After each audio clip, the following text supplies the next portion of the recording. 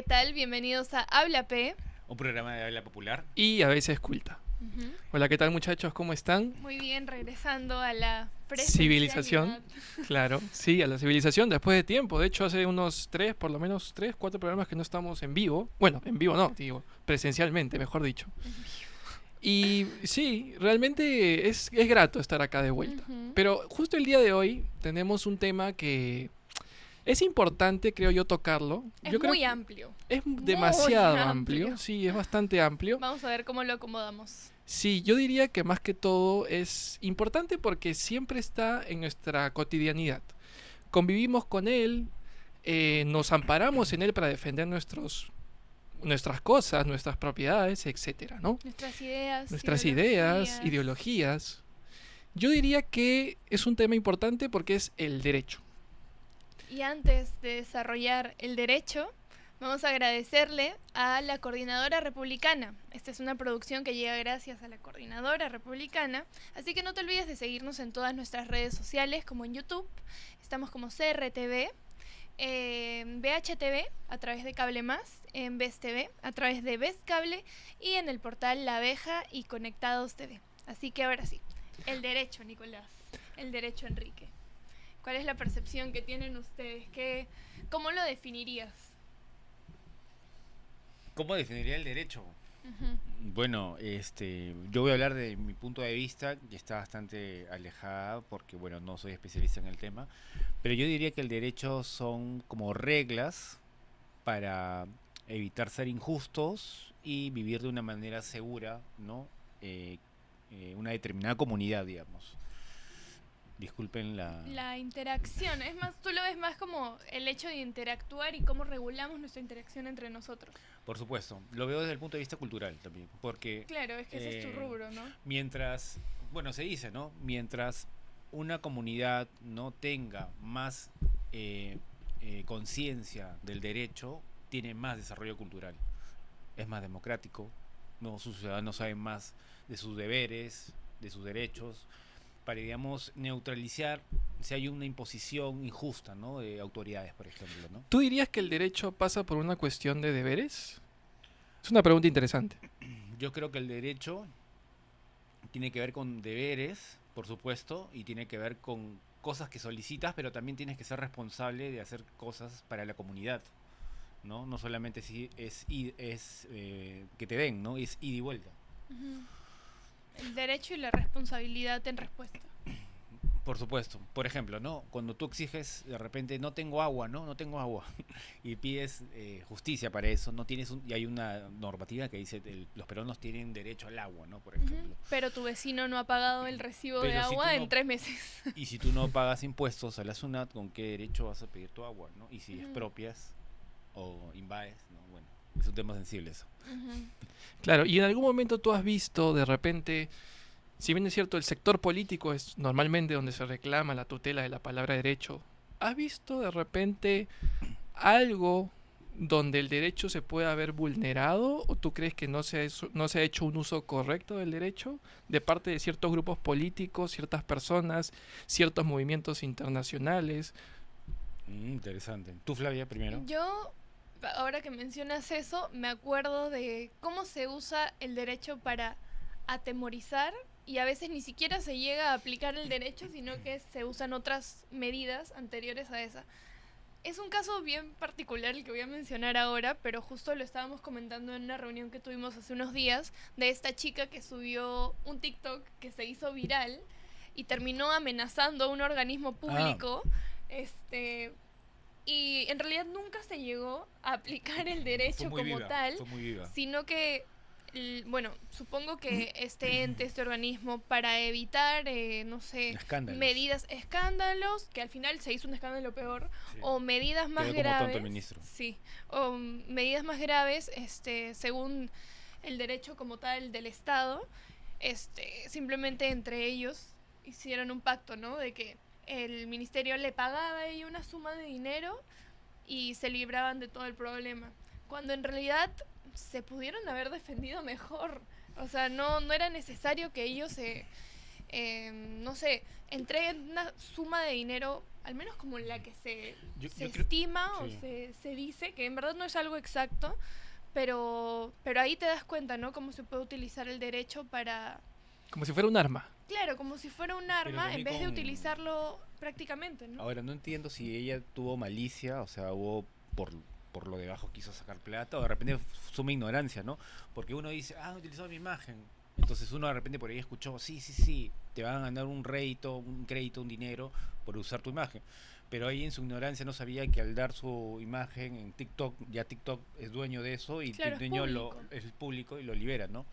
Entonces de repente no supo, se condució de manera informal, ignorante y bueno, y le chuntó recibir ese dinero. No sé, ¿tú, Nico, no sabes de eso o cómo fue la situación? No estoy muy enterado del tema, de hecho me estoy enterando por ustedes. No, sinceramente no había escuchado el tema. Sí conozco al personaje, la chica me parece que estudia en alguna universidad. Es comunicadora, ¿no? Es comunicadora, claro, eso es lo que tengo entendido. Ahora, pero lo que podemos ver acá es que efectivamente el derecho se utiliza para defender cuestiones económicas, evidentemente, y cuestiones de propiedad y esas cosas. Pero hay otra parte del derecho en la que también se defiende un poco algo más genuino que lo que se posee externo a uno, que es la propia identidad, ¿no? Y eso creo que se ve bastante, por ejemplo... Me parece que se tergiversa un poco el derecho cuando se pretende decir que yo tengo derecho a que se me identifique de tal forma cuando objetivamente y la realidad me dice que no lo soy. Por ponerte un ejemplo, en Argentina, de hecho tú lo has visto esto un montón, Enrique, o sea, muy probablemente lo hayas visto, ¿no? Que hay personas que son transgénero, transhumanistas o que se consideran un animal, tal vez, porque hay gente que se considera animales. Eso lo he visto en Estados Unidos, pero son personas... Mira, en Estados Unidos yo vi algunos videos, lo vi en pandemia, creo que esa fue la época en la que las cosas más raras salían a la luz y tú veías todo a través de redes sociales, que habían personas que vivían su vida normalmente, ¿no? Que iban a trabajar como cualquier otra persona, pero al salir del trabajo y estar en sus casas, se vestían con... ropa como de animales, creo que les dicen furries o algo así, claro. Y corrían literalmente por el bosque vestidos de lobos. No, ellos alucinaban. Sí, decían que ellos eran como que un lobo humano y corrían por el bosque e incluso tenían como grupos de apoyo de eso, pero lo loco es que ellos... O sea, se identificaban así, pero fuera de la vida cotidiana, ¿no? Bueno, hay una academia posmoderna de psicología que los menciona como los neurodivergentes, ¿no? No sé si han escuchado hablar de la neurodivergencia, que para mí es yo la he visto un absurdo. Solo en la psicología, o sea, como personas con trastornos mentales reales, o sea, que es como déficit de atención, Exclusivamente hay una escuela moderna que ha comenzado a inducir a otras escuelas en la cual mencionan que la neurodivergencia, o sea, todo lo que es el autismo, es la bipolaridad, la esquizofrenia, es normal. Lo están tomando como normal. Claro. Y que simplemente son neurodivergentes, son neurodiferentes y hay que simplemente bancar esa situación. Lo cual a mí me parece mal, porque me parece que es una infamia. Es parte también de las ideas posmodernas de relativizar lo que es correcto y no en cuanto a lo psicológico, ¿no? En cuanto a la salud psicológica, ¿no? Definitivamente una persona bipolar no es neurodivergente, es un enfermo. Claro, somos nosotros, y tú tienes un chip diferente, de una cultura diferente, ¿no? Tus padres diferentes, etcétera, etcétera.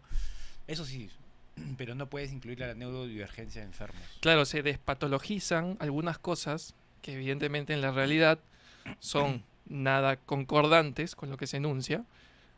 Y obviamente se patologiza también aquella persona que te dice las cosas como son, de acuerdo a lo que está viendo en el momento. O sea, si yo te digo a ti que de repente no eres un perro, porque evidentemente te estoy viendo como una persona, entonces esa persona en su derecho podría decirme, en algunas sociedades, no en todos los países, por supuesto, bueno, evidentemente está maltratando mi derecho a la identidad. Ahora, entonces, eso de repente no es un uso adecuado del derecho. Claro. Por ponerte un ejemplo. Porque él se ha sentido que hay una injusticia, ¿no? Porque para hablar de derecho tienes que entender que hay una injusticia, ¿no? Ante esa injusticia yo digo, ese es mi derecho. Claro. O sea, el tipo en este caso, para él es injusto que le llamen humano. Okay. Claro. Porque él alucina que es un perro. Evidentemente, o sea, si en realidad el derecho tiene un sostén relacional, es decir, yo tengo derechos siempre y cuando haya otra persona que sea capaz de reconocérmelos. Lo que pasa es que, claro, ellos no se consideran personas, ¿me entiendes? Ellos se consideran algo, una pura abstracción, solamente una pura sustancia que es capaz de autodecidir sobre qué es su cuerpo, ¿no? Entonces, eso ya un poco transgrede la realidad. Igual esos son temas mucho más específicos y menos comunes, por suerte, ¿no? Al menos hasta ahora, personalmente yo no he conocido a nadie que actúe de esa manera, pero sí he visto casos obviamente en internet, ¿no? Así que por suerte son casos muy chiquitos. Pero lo que mencionabas sobre la neurodivergencia, creo que sí, es que hay formas de verlo, ¿no? Porque al menos yo lo he visto desde psicólogos profesionales que hablan de esos temas y lo abordan como algo serio, o sea, que sí es un problema porque tienen que lidiar las personas, pero acompañado de un tratamiento psicológico, profesional, la persona puede normalmente ser parte de la sociedad y trabajar en ella sin ningún problema, pero claro, el problema entra cuando se lo normaliza y no se le da la importancia de vida. Claro, pero claro, yo lo mencionaba porque últimamente se está haciendo un match entre lo que son las ideas relativistas y la neurodivergencia. Entonces tú ves muchos movimientos ultrafeministas. ¿Quieres participar? Sí, justo a eso quería llegar. Vamos a ver en realidad cuáles son los mecanismos que permiten este relativismo del derecho. Ya, eso lo vamos a ver en la segunda parte porque ya no hay tiempo. Pero evidentemente hay dos formas de entender el derecho bastante claras. Digo dos formas a muy grosso modo, digo a nivel estructural del derecho, filosóficamente, que justamente hay una rama que sí permite que un poco se vaya tachando el significado formal y el significado de génesis del derecho, ¿no? O sea, cómo nace el derecho. Vamos a pasar a hablar de esto en la segunda parte.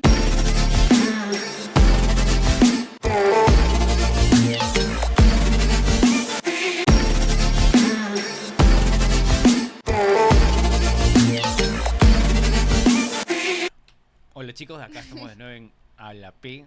Nos quedamos con el tema de el derecho, ¿no? Mi derecho y la neurodivergencia, digamos, que yo lo he planteado como ahora se le quiere dar derechos a los loquitos, ¿no? De que ellos son personas normales. O bueno, no darles derechos, sino que puedan pasar sobre los derechos de otros sin repercusiones. Claro. ¿No? O sea, claro. Yo creo que eso se evitaría si es que se le diera la importancia debida y el tratamiento debido y no simplemente decir, no, así es como son las cosas y déjalos hacer lo que sea que quieran, solo justificándolo porque tienen algún trastorno, ¿no? Claro. Que es serio y es algo importante y tratable, no es algo que se deba dar por sentado. Y muchas veces cuando ellos imponen su derecho, vulneran el derecho de los demás. Creo que eso es algo bastante claro también. Ahora, como lo mencionaba en la primera parte, hay dos formas de entender el derecho a nivel superestructural y a nivel epistémico de lo que significa la palabra derecho, ¿no? Epistémico, un ratito. Epistémico es cuando es el origen de una palabra, ¿no? Básicamente, cómo nace una palabra, por qué sentido, en función de qué, para qué. Excelente. Por un lado tenemos el derecho natural y por el otro tenemos el derecho positivo. Una corriente ius naturalista y una corriente ius positivista. Menciono estas dos ¿por qué? Porque si bien es cierto, el derecho tiene muchos tecnicismos cuando se trata de evaluar cada caso, todo Occidente vive, en cierta forma, en una hegemonía ética y moral que viene de la tradición griega y por supuesto también se ampara en la tradición romana. Correcto. La tradición romana viene de la tradición griega, por ende, ¿no? Los principios aristotélicos, los principios platónicos, etc. La filosofía griega, en pocas palabras. El derecho también parte, al menos el derecho natural, que es la fuente y la base del derecho, parte de las concepciones griegas, parte del principio aristotélico. ¿Y qué nos dice ius naturalismo? Que evidentemente el derecho se sustenta en una cuestión natural. ¿Eso qué quiere decir? Que por un lado tenemos el significado formal, que es el derecho vendría a ser una abstracción de los seres humanos para regular las relaciones interpersonales. Es una abstracción porque es una entidad abstracta. Evidentemente el derecho no es algo palpable. Es algo que nos sirve para nosotros poder comunicarnos y gestionarnos en la realidad. Es algo que se define a través de el consenso mutuo. Claro, el consenso mutuo, de cómo vemos que nosotros nos relacionamos con otros, entonces ponemos límites entre el actuar, ¿no?, de cada uno de nosotros. Claro. Y por otro lado, tenemos el contenido del derecho natural. ¿Cuál es el contenido? El contenido no es un objeto cualquiera, no puede ser la mesa, porque la mesa no tiene derechos en tanto tal. No puede ser el foco, no puede ser el micrófono, no puede ser el lápiz. El contenido es el ser humano. Porque el que cree el derecho es el ser humano. Claro. Por lo tanto, Aristóteles va a decir, ¿qué es el ser humano? El ser humano no es otra cosa que un animal social, racional y político. Por lo tanto, Correcto. Para defender el derecho tenemos que defender esas particularidades que es el ser humano. Entonces, bajo ese precepto, podríamos tener en claro que no podemos transgredir esas cuestiones que son inherentes al ser humano. Cosas que sí podría hacerse de repente en una sociedad totalitaria en donde prevalezca la otra corriente del derecho, que es el derecho positivo. El derecho positivo sí dice que efectivamente las cosas son porque los dice una entidad, digo entidad en el sentido material o en el sentido material, en tanto que es una organización de personas en una casa que puede ser tomado como un Estado o un gobierno, que te dice qué es un derecho en función de que está escrito en papel. Por ejemplo, lo que sucedía en la Unión Soviética. ¿Y los gobiernos teocráticos también, como los musulmanes también? Que ellos tienen un solo derecho... Claro, por ejemplo, pero ellos lo amparaban en una divinidad. Claro, no, es verdad, ellos lo amparaban en una divinidad y luego la plasmaban en papel, pero en realidad la cosmovisión o la idea de derecho natural parte mucho más que la divinidad, no es tanto teológica, sino es más una concepción filosófica. No, pero me refería al derecho positivo. No, el derecho positivo, como te digo, sí, es totalmente materialista, diría yo. Por ejemplo, en la Unión Soviética, ¿por qué prevalecía y era necesario que prevalezca el derecho positivo? Porque las personas tenían que adecuarse a las condiciones materiales de existencia, lo que decía Lenin, ¿no? Por ejemplo, si yo necesito determinado grupo de personas para trabajar cierta parte de la tierra y de esa forma trabajar la economía, pues las personas tienen que empezar a reproducirse. Si es que yo tengo una gran cantidad de personas, por eso es que, de hecho, la primera vez que se permitió el aborto fue en la Unión Soviética, y fue por una mera necesidad de Estado. Fue porque justamente el Estado teníamos importa más. El Estado importa. Es la prioridad. Es la prioridad. No, claro. No es y el justo ser humano. ahí está la gran diferencia. Entre el derecho positivo, lo que prima es el gobierno y el Estado. Y el derecho natural sí se centra en las propias concepciones inherentes del individuo y del ser humano. Pero lo que yo te Interesante, entiendo, mi estimado. claro, o sea, de acuerdo, tú mencionas que es el Estado el que define o el que propone todas las medidas, sin embargo, es por una necesidad principalmente económica, o sea, lo que quieren es el poder a través de la economía, ¿no? Porque si aumentan los ingresos, la producción, eso hace que el Estado, que es el que administra todo este capital, aumente su poder, ¿no? Ya. Así que en realidad lo veo como algo más económico, como un beneficio económico para los más altos mandos del Estado, porque finalmente la sociedad no termina recibiendo toda la bonanza de su trabajo, ¿no? Al menos en este Estado soviético del que estás hablando. Claro, y un ejemplo de un Estado que continúe con ese tipo de derecho positivo actual.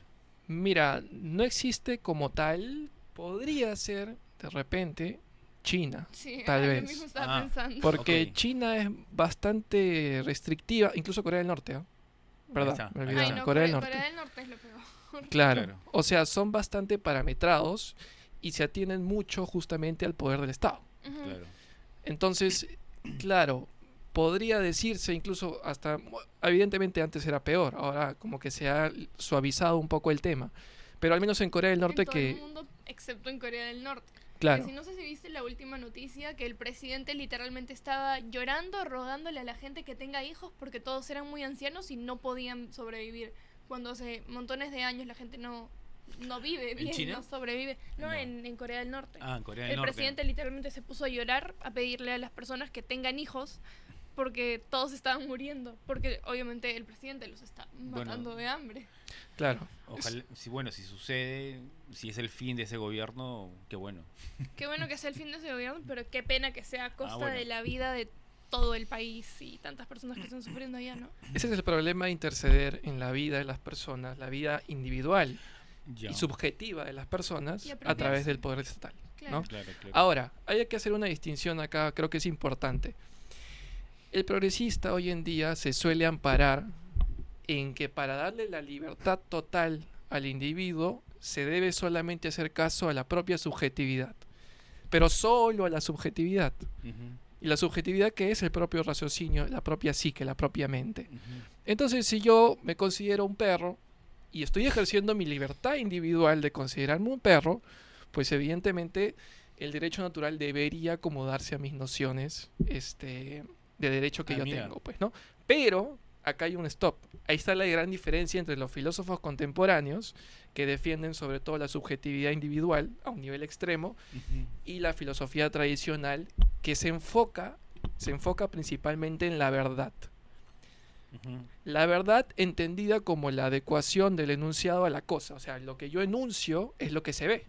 ¿Me entiendes? Ahora, sí es cierto que la verdad luego... La verdad es subjetiva también. Claro, es cierto que la verdad ha tomado muchas posiciones subjetivas, pero eso viene también de los filósofos contemporáneos como Nietzsche, Sartre, Deleuze. O sea, claro, son Foucault, o sea, son filósofos que han tratado de justamente darle una vuelta al sentido de verdad. Entonces, cuando uno... Claro, como el ser humano está acostumbrado a conceptualizar las cosas en función de otras, es decir, yo conceptualizo algo en función de lo que ya conozco y así previamente. Entonces, si yo tergiverso el sentido de verdad y lo cambio totalmente, pues evidentemente el ser humano ya no es necesariamente lo que se ve y lo que se entiende y lo que se plasma en la realidad, sino que puede ser hasta mi propia subjetividad. Claro. ¿Me entiendes? Entonces ahí viene el problema. Entiendo. O sea, el ser humano igual no va a dejar de ser lo que está, ¿no? Presente. O sea, tú ves una persona, eso es lo que es un ser humano, que tiene las capacidades que ya mencionamos antes, ¿no? De discernir entre lo bueno y lo malo, de actuar frente a distintas situaciones de distintas maneras. Pero el problema es cuando se desnaturaliza el ser humano o se lo define como la capacidad de cambiar cuando en realidad biológicamente somos una cosa. Claro, el problema es cuando se lo define como si fuera una pura posibilidad, ¿no? Ajá. Y no nos damos cuenta que esa posibilidad tiene límites, pues, ¿no? O sea, yo, claro, voy a un techo y quiero volar, no voy a volar. No tengo un límite que me es biológico y connatural. Entonces, ese es el problema actual del derecho, ¿no? O sea, el derecho como que se hubiera prostituido por algunos grupos y se está tomando como un arma para defender lo indefendible. Claro. Entonces, ese es el problema, ¿no? Ahora, y esto se da mucho en los grupos sociales, en los jóvenes más que todo, ¿no? Claro. Este intento de liberación, no sé si tú te has dado cuenta, sobre todo que tú eres una generación mucho más antigua que la nuestra, ¿no? Claro. Tampoco tan antigua, ¿no? Mucho más antigua, digo, no te molestes, te digo, en un par de 10 añitos, ¿no? Pero volviendo al tema, por ejemplo, hay una cosa que siempre me ha parecido graciosa, ¿no? El derecho de que tengan los jóvenes para que le paguen los estudios universitarios a los... O sea, están estudiando en la universidad y hay como un derecho para que los padres le pagan hasta que terminen la universidad, ¿no? No sé si saben de eso. Hay una normativa... No sabía que era una normativa, mis papás Bueno, en verdad mi mamá nunca... Bueno, sí. No, lo que voy yo lo critico. Yo la pago, pero... Claro. La mayoría de jóvenes... Entonces, a mí me parece absurdo. La pagan sus padres. Sí, pero... No sabía la mayoría de jóvenes lo pagan sus padres, pero ponte, si tu padre te abandonó y tú quieres estudiar en la universidad, puedes meter un juicio para que tu padre te pague la universidad teniendo 18 años. Entonces a mí me parece eso un derecho, por ejemplo, ¿no? El derecho de que me pague la universidad a mí me parece absurdo. Si tú tienes 18 años, ya eres un hombre, entonces en ese caso... De hecho, de eso podríamos hablar todo un nuevo programa porque es bien amplio ese tema. Sí. Claro, esos son los tecnicismos del derecho, ¿no? Esos son casos muy particulares en donde habría que decidir en cuanto a cuestiones éticas y morales qué hacer. Ahí entraría la subjetividad. Sí, claro. Ahora, lo que hemos hecho ahora es hablar de manera mucho más amplia, ¿no? Lo que vendría a ser el derecho, pero ya no tenemos mucho tiempo. ¿Algo que quieran agregar para ir despidiéndonos? El derecho termina cuando empiezan los del otro. Muy cierto. Eso sí, creo que es la base. Al menos la más entendible del derecho. Bueno, ha sido un muy buen programa. Me he divertido mucho conversando con ustedes, chicos. Pero hemos llegado al final. Así que le agradecemos a la Coordinadora Republicana. Esta es una producción que llega gracias a la Coordinadora Republicana. Así que no te olvides de seguirnos en todas nuestras redes sociales. En YouTube estamos como CRTV, BHTV a través de Cable Más y en BCB por Vescable. También a través del portal La Abeja y Conectados TV. Esto fue Habla P. Un programa de habla popular. Y a veces culta. Hasta la próxima. Chao. Chao, chao.